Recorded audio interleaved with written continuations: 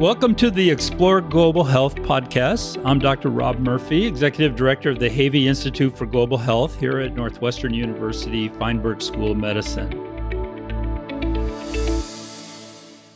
Today's guest has built a fulfilling and sustainable career in global health as a preventive cardiologist, leading studies and initiatives related to cardiovascular disease and health around the world. Mark Huffman spent 10 years here at Northwestern doing this work and has recently taken on a new role as professor of medicine and co-director of the Global Health Center at Washington University in St. Louis. He joins us today to talk about his career and different affordable strategies for cardiovascular disease prevention in low to middle income countries. So Mark, you've been at your new job for 10 days now. You just left. I was just at your going away party in December. Now you're in St. Louis. So how are things going? Things are great in St. Louis. Thanks for having me on. At Washington University, I'm really excited to be working with Dr. Victor Davila-Roman, Dr. Lisa de las Fuentes, and others in the Global Health Center who are really looking to expand the strategies, research, training, and action to improve global health. Not too dissimilar from maybe some of the things that are happening at the Havey Institute for Global Health at Northwestern. My wife and I are both from St. Louis, so this is a homecoming for us, which is great. There's also some really exciting things happening here at Washington University in St. Louis. So the provost has really tried to emphasize Washington University in St. Louis for St. Louis. And so as we think about the mission and vision of the Global Health Center moving forward, we do need to think about how some of the lessons that we learn internationally can be brought back to St. Louis, but also how can we prepare students, residents, fellows, and faculty to go out into the world more broadly as representatives from St. Louis or people who have, spent time in St. Louis. So you've said your interest in global health stems from being inspired early on in life by the missionary work of Dr. Tom Dooley in Southeast Asia, who also was from St. Louis, and like you, went to the University of Notre Dame. Tell me about that connection. My mom gave me a book called Promises to Keep, which was a collection of letters from Tom to his mother when he was traveling. I read this when I was 12 years old, and this led to my initial interest in practicing medicine. I didn't really know what a career could look like, but I sort of thought working internationally in health would be really interesting. I later learned, during that time, there were political operatives in Southeast Asia, including those funded by the CIA, for example, or who were members of the CIA, that changed my childhood thoughts of what working internationally as a physician might be. But, that came later in life. But as a kid, I thought this would be a way to contribute to the greater good of the world. At Notre Dame, there is a statue by the grotto of Tom Dooley, and he died at a pretty young age of a rare form of cancer, kind of held up as this tragic hero at the university. So then I went to medical school at Tulane and pursued my master's in public health at the same time, thinking that maybe this could be a way to merge some of this interest in health and working internationally. But I didn't really know what I was going to do or how it was all going to work. I sort of considered myself initially interested in what we would call now disaster medicine. I thought I might do anesthesiology for a long time because of a mentor that I had, but it wasn't until my fourth year of medical school that I really got excited about internal medicine and really decided to pursue a career in internal medicine. I went to the University of Michigan, where I had great support but didn't really know, again, how I might bring these interests together. But remember reading Tom Friedman's book, The World is Flat, and thinking there's all kinds of amazing ideas out there. And we in medicine and biomedical research don't always have these pathways to tap into that world of multi-directional network-based science. And certainly the people that I was hanging out with, we weren't sort of quite talking in those ways. And I remember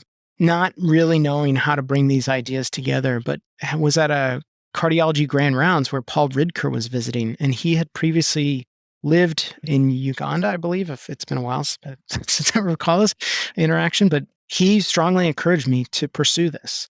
I was, okay, great. Now I felt emboldened as a cardiology fellow applicant, and I went around to nice programs, and most heads of cardiology or program directors said, this is a terrible decision. I should definitely not do this. And it was really Northwestern and only one other program that expressed interest. And so Bob Bono was the head of cardiology at Northwestern at the time and was really supportive of my idea.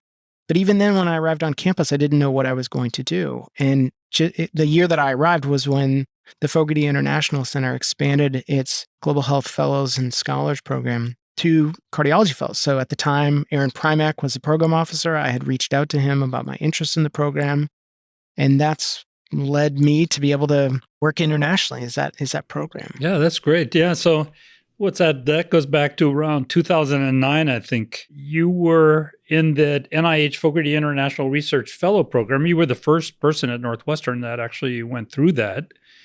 Can you get a little more deeper into how that started? Because it obviously changed your trajectory. Sure. No, and it changed my life. When I reached out to Aaron Primack, this was in 2007. I had just gotten married, just moved to Chicago, just started cardiology fellowship, and he said, "Hey, can you do this next year?" And I said, "Whoa, I don't think I can. I got to talk to my wife about this. I have clinical responsibilities I have to complete, but the subsequent year I would be interested." But I didn't really know, again, like, what was I even going to do? Where was I going to work? I was interested in working in India for several reasons. One, there's the largest burden of heart attacks is in India, in large part because it's a large population, but also there seems to be this disproportionate risk that South Asians bear that we still don't really understand why that is. And I still think that there's some important answers for all of us there. I don't have great language skills. I have pretty rudimentary Spanish, and I thought that a place like India that has English as an official language, I might be able to get by more so than, say, if I went to China. And then I had cultural interests in working in India. So Mihai Georgiadi was a cardiologist who passed away a few years ago at Northwestern, who connected me with some of the cardiologists at the All India Institute for Medical Sciences. And so I had applied through that program to study heart failure and to really describe the conditions of heart failure and acute heart failure in this tertiary national hospital. My wife and I took a site visit in 2008, right after the 26/11 bombings in Mumbai. So it was kind of an unsettling time to be traveling to India for the first time. And we were a little uncertain about just what our travel plans were going to be. My wife and I were doing a site visit just to try and prepare. Did we want to live abroad in India? And Bob Bana was there helping us. Jyoti Puthamana was there, one of the cardiologists. And I specifically remember being at the Marriott in Chennai at the Cardiological Society of India meeting and feeling not sure if we should really do this or not. And I said to my wife, "What do you think? I could be a T32, kind of a general postdoctoral research fellow in the Department of Preventive Medicine at Northwestern, which is a great opportunity in and of itself." And she said, "Come on, you want to do it. You're going to kick yourself if you don't."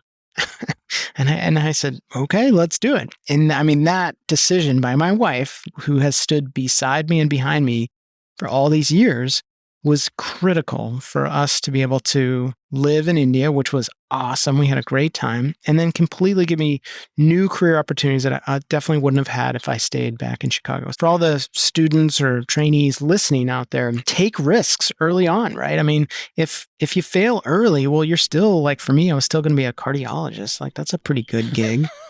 So by taking risks, maybe it can be even better. That's the time in your life you want to take some risks. You really don't have really too much to lose. And also, I remember that year you had made some very big structural changes in your program. So the research opportunities that were fabulous because I worked with Dr. Doriraj Prabhakaran, who is the executive director and is the executive director of the Center for Chronic Disease Control. He was also a leader within the Public Health Foundation of India, which was at that time a newly created public-private partnership between the government of India, the Gates Foundation, and other organizations.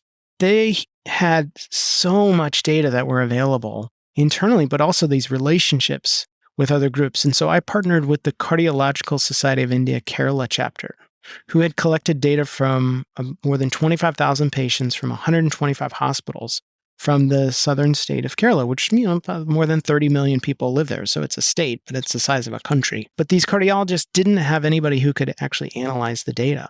And I could do that. I had statistical experience, not a lot, but some. They were concerned about, who is this guy from Chicago coming here? Is he going to steal our data, or what's his motivation?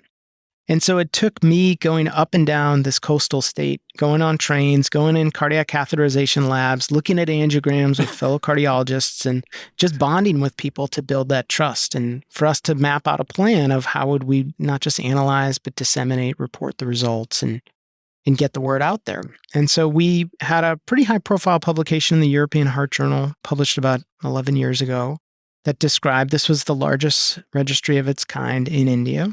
And then that led to us saying, well, we've described the problem. Is there something we can do about it? So again, thinking about students or trainees who might be listening, don't just constantly think that your job is to describe how terrible things might be but what are you going to do to help, to contribute? And that led to submitting a grant to the National Heart, Lung, and Blood Institute. Now, I was in India at an opportune time when the NHLBI and United Health had funded these centers of excellence around the world, including one in Delhi where Prabhakar was one of the co-PIs with Venkat Narayan at Emory. So because of that investment, not only Fogarty was coming, Roger Glass was coming to visit while I was there, but Betsy Nabel at the time, Dr. Elizabeth Nabel, who was then the director of the NHLBI. I was a cardiology fellow, so I was invited to have tea with her at this, luxurious hotel, which was lovely. And I remember her asking me what I would do after my fellowship. And I said, well, I'll apply for a K award, like a K23. And she said, well, do you think you really need more training? Why not a K99, which is a larger award with more money and kind of faster acceleration to independence? And I said, well, I thought that those were for basic scientists. And she kind of slammed the table. Who told you that? I'm nobody, please don't hurt me. And she just really encouraged me to go for it. Again, take this risk, like go for it. Just again, being in a different part of the world, interacted a lot with Shah Ibrahim and George Davy Smith, who were two really prominent epidemiologists and were co-editors in chief of the International Journal of Epidemiology. And George would beat me in squash on a weekly basis. And then we'd go after and talk about how badly he beat me. And then I would ask him scientific questions. And I was telling him about my interest in doing a quality improvement study. And he said, why don't you do a step wedge trial? And I said, what's a step wedge design? I've never heard of that. He's like, oh, you cardiologists are the worst. I send my worst papers to cardiology journals. And so it was really this encouragement from Betsy Nabel, George Davy Smith to pursue this larger grant and this more complicated study design that ultimately was funded to work with the Cardiological Society of India Kerala chapter. And we subsequently led the largest cardiovascular randomized trial ever performed in India, the ACS QUIC or Acute Coronary Syndrome Quality Improvement in Kerala trial. That's incredible. That grant is not limited to U.S. residents either. Right. So it has a lot of potential for some of our foreign trainees. That is about the time I remember when the NIH was switching over or opening up to NCDs, non-communicable diseases. Up until then, it was all infections, and you were in that first wave. So talking about cardiovascular disease deaths every year, so there's like 18 million of them. Basically, 1 out of every 3 people on the globe. Can you tell us your experience now training in the U.S.? You've been at Tulane, Michigan, Northwestern. Now you're at WashU. You were in India. You've got very significant grant programs in Nigeria, if you want to talk about them too. So you've been around. What are the global factors that you've found are driving these morbidity and mortality? I think Northwestern has played a prominent role for defining cardiovascular health. Don Lloyd-Jones was the chair of the 2010 American Heart Association committee that helped put this on the map. This was based upon decades of research led by the Department of Preventive Medicine and Jerry Stamler, outlining conventional health factors and health behaviors like tobacco use, unhealthy diet or healthy diet, physical activity, body mass index, and then these health factors would be blood pressure, blood cholesterol, and blood glucose. So those are things if on a socioecological model, like what's happening on the individual level. There's obviously community drivers of our health behaviors of like what's our access to food, what's our access to healthy behaviors, what's the tobacco taxation in where we live. And then there are sort of these fundamental causes of differences or fundamental cause theory of disparities. So we think about differences in access to social services, money, power. And these are some of the drivers of things like structural racism. Those tend to be the really big factors that most of which are modifiable. They may be hard to modify, but they are. But a lot of the burden of cardiovascular disease is driven by non-modifiable factors such as population growth and aging. So Greg Roth at the University of Washington has done a lot of seminal work describing this proportional increase as populations get larger and older. I mean, demography is destiny, as people say. And if people are living long enough, they are quite likely to develop atherosclerosis in a modern, contemporary environment. And that doesn't mean that it's inevitable. It's eminently preventable, but it requires a change in the way in which, largely we deal with diet, activity, and tobacco. Once people have it, then it's making sure that health services are able to meet people where they are to manage their conditions quickly and well. And that's the other side of the coin, right? The healthcare side of it. You want to tell us a little bit about, I already alluded to your Nigeria work, which is, of course, a country I've been working in for quite a while. Can you tell us a little bit about working in Nigeria and the programs that you have going on there? I'm lucky to work with Dr. DK Oji at the University of Abuja and his team. This began really about 5 years ago at DK's invitation to collaborate on work related to hypertension. DK was a participant in the World Heart Federation Emerging Leaders program that I co-created. He was part of the inaugural class in 2014. And so that's how we first met. We have a series of research and training grants really focused around hypertension and cardiovascular diseases. The first is an R01 that's the largest hypertension control program in Africa. There's more than 15,000 people from 60 public primary healthcare facilities in the Federal Capital Territory in Nigeria. And the baseline hypertension control rates were 13% at the start of the study, and now they're more than 50%. So we've been able to demonstrate that using community health extension workers within primary care, it is totally feasible to really have a tripling, not quadrupling, of hypertension control. The key will be really sustaining this. And we're trying to demonstrate to the government that it's not only possible, but good for Nigerians to be able to have their hypertension under control. In general, NCDs are a good investment. For every $1 spent on NCD-related prevention or treatment, there's an estimated $7 return on investment in terms of improved health and productivity. The second project is called the Nigeria Sodium Study, and here we're doing an evaluation of Nigeria's national sodium reduction policies. This is in collaboration, again, with the University of Abuja, as well as the George Institute for Global Health, which has a similar project in China with the China CDC. And through this, we use stakeholder interviews to ask people about, do they even know what these activities are? They're part of the National Multisectoral Action Plan for the prevention and control of non-communicable diseases. Most people don't at this point.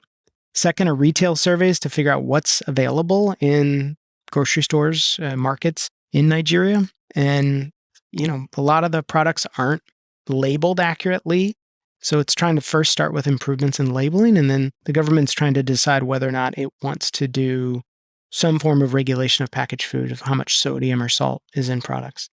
The third aim is around population surveys and really trying to understand where the sources of sodium come from in Nigeria. So we do very detailed dietary assessments using trained dietitians who are also certified through the University of Minnesota's Nutrition Collaborating Center. And Linda Van Horn at Northwestern helps us a lot on that. This all uses these implementation science frameworks.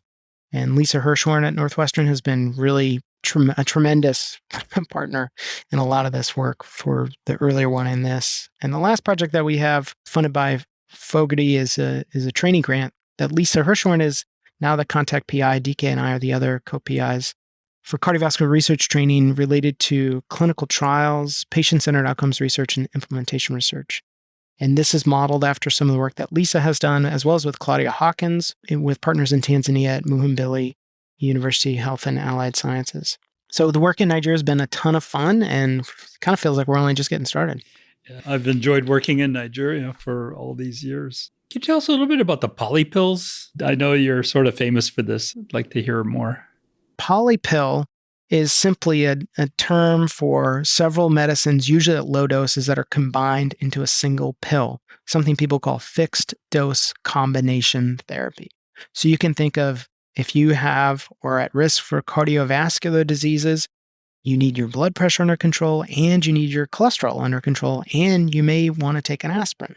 So rather than having 3 separate pills or more than 3 separate pills, imagine just taking one pill, hence the term poly pill. Combination therapy, I think, is the bread and butter of a lot of the treatment for other conditions, like for HIV, for example. And so I mean, many of our patients struggle to remember to take their medicines. This is a strategy that helps improve adherence to taking medicines by about 40 to 50%. So if, medicines only work if people take them. So this isn't the only strategy out there. It's just really probably the best and most scalable compared to patient-centered, like if you have pharmacists reminding people and those sorts of things. That'll work too, but those are really expensive strategies. So combination therapy is something that I've been interested because of some of the initial modeling work suggesting, could this reduce cardiovascular disease by 80%? That seems to be an overestimate, but I'm part of the Poly Pill trialists collaboration that through a few trials led by folks in Canada and Iran showing that it reduces the risk of heart attacks by about 50% by putting combinations that have low doses of blood pressure lowering, cholesterol lowering, and aspirin. So that's a substantial reduction in risk compared to typically it's about 20% for medicines. And this isn't just model data. These are actual clinical trial data. Combination therapy can be used for other conditions, increasingly used for hypertension. So we actually have a clinical trial funded by NHLBI in federally qualified health centers in Chicago, part of the Access Community Health Network. Jody Ciolino and I are co-PIs of that. This is a 4-drug combination at quarter doses, so really low doses. And what that does is it increases the likelihood that you'll get a blood pressure lowering response, but minimizes your side effects from that. And this is an idea that was created by Clara Chow at the University of Sydney and Anthony Rogers at the George Institute for Global Health. Now, Anuba Agarwal, who's an instructor of cardiology at Northwestern, has a K99 notice of award pending for her mentor on that for a heart failure poly pill. So right now, for heart failure with reduced ejection fraction, it's recommended that there are 4 classes of medicines are initiated simultaneously for these patients. Anytime we're discussing initiating a new medicine for patients in clinic, patients are often negotiating with us. So like, well, which one are you going to take away? Or are you sure we really need this? Whereas trying to use lower doses in combination also makes it easier for that patient-physician discussion about what are the risks, benefits, and alternatives to the medicine or medication regimen that we're recommending. So polypills, I think, are an idea that will likely evolve over time. You think of like polyclonal antibodies. It's the same idea. It's a story as old as like multivitamins. So it's trying to just simplify care for our patients. We have the same in HIV, 2 or 3 relatively complicated medications put into one capsule or, formulation. It makes, on the infectious disease side, it made a huge, huge impact. I imagine the same as you're seeing the same. Well, what has happened in HIV is that the pre-qualification program through the WHO, World Health Organization, has allowed for companies to be able to de-risk polypills or combination therapy. And so that really has not happened for cardiovascular diseases. And I don't think polypills will take off for cardiovascular disease until they have that regulatory support, because there needs to be more companies manufacturing and distributing polypills, not fewer. So a lot of the medicines you're using, though, are already in the generic stage, right? Right. Yeah. I mean, that's going to really also have a huge impact on the pricing of strategy like this. Right. I think the challenge is trying to balance. A lot of companies want to be able to maximize profits. And so when they see generics, they say, well, how are we going to make money off of this? And so that's part of that de-risking of, if you have a large marketplace that is not prone to typical fluctuations, then you'll be more likely to want to enter into that. There are some newer, completely different approaches to cardiovascular preventive care that are just coming onto the market in the US and are really expensive right now, but down the line might not be. Novartis has an injectable that silences your RNA. So it's not an mRNA like the COVID vaccines, but it is a shot that is taken once every 6 months to lower your cholesterol by half.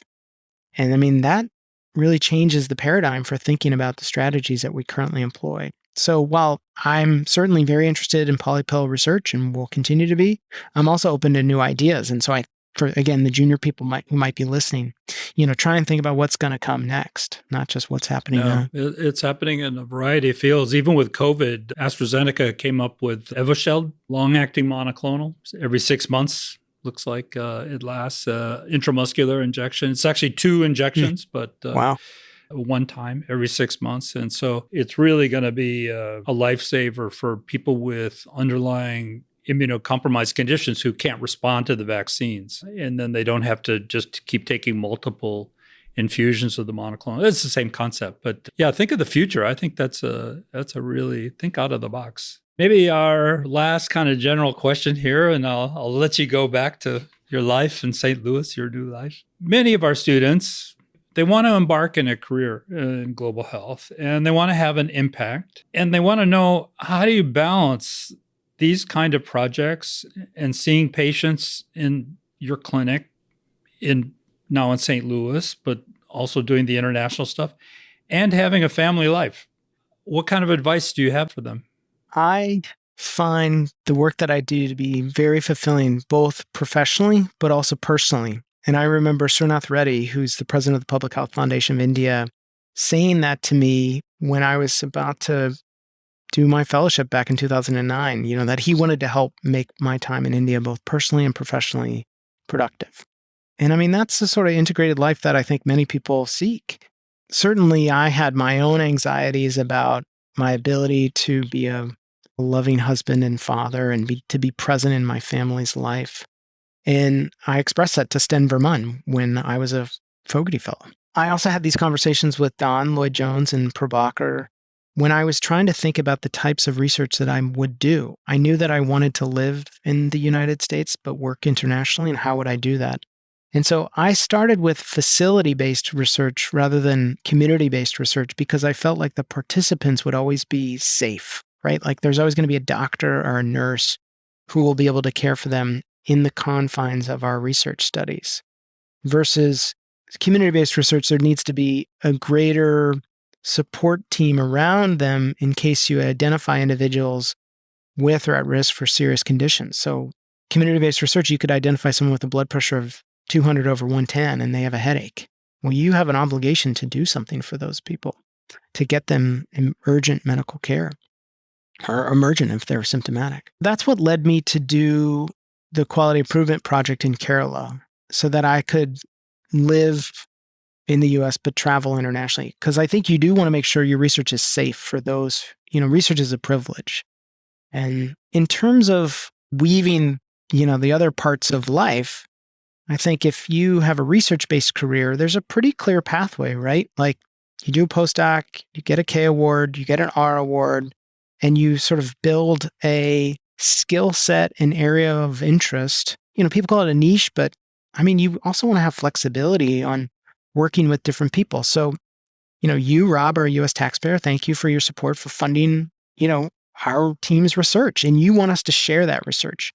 And by widely sharing the research products from other teams come back to us, and that we get to more quickly write grants, write papers, analyze reports, and these sorts of things. I actually feel like I have tons of flexibility in my life. I took a sabbatical a few years with my family to work at the George Institute for Global Health in Sydney and have a conjoined faculty position there. So I've been given a lot of opportunities because of this combination of clinical, methodologic, and field research. So I'd encourage young people to reach out to me. I'm happy to talk with them and work with them. You think at Northwestern, we've had a whole heck of a lot of fellows after me participate in the Fogarty program. There's going to be a whole heck of a lot more. I heard just today for the first applicant, Dr. Zainab Mahmood, she's recommended for funding for her Fogarty Fellowship here at WashU. So we're trying to do similar things here. If you don't mind getting a little personal, your move back to St. Louis, you've told me some things personally that you thought it was a better fit. Could you just say just a couple words about that? Because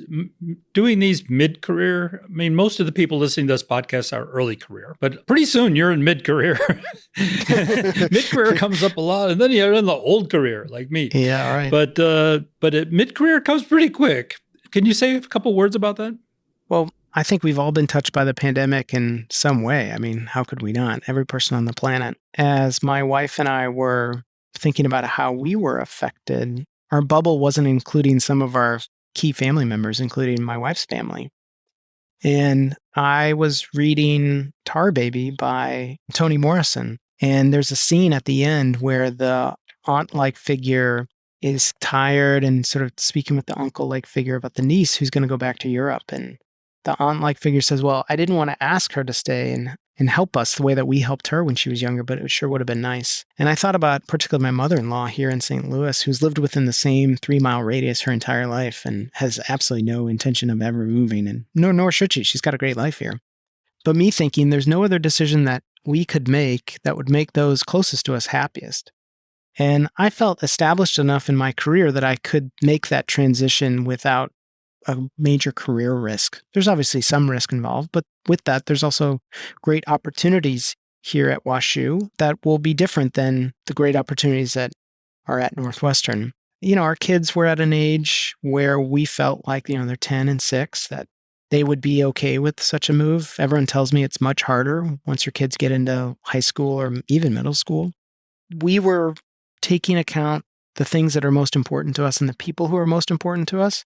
And I love Northwestern. I was there for more than 14 years overall. And so it wasn't without a lot of thought and a heavy heart to leave.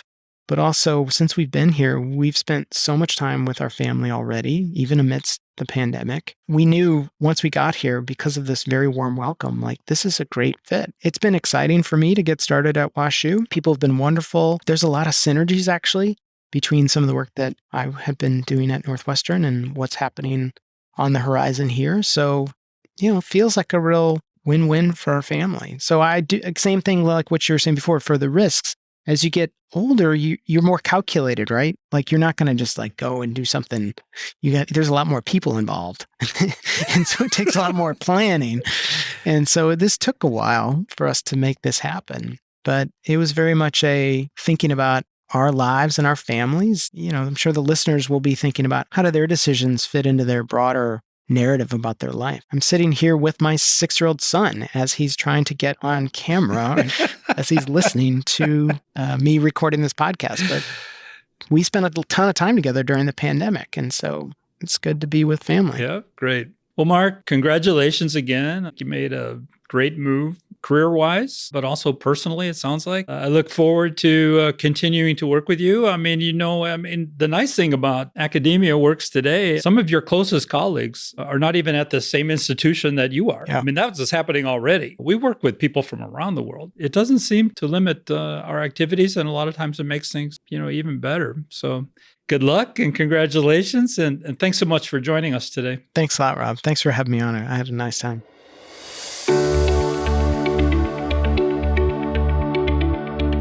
Follow us on Apple Podcasts or wherever you listen to podcasts to hear the latest episodes, and join our community that is dedicated to making a lasting positive impact on global health.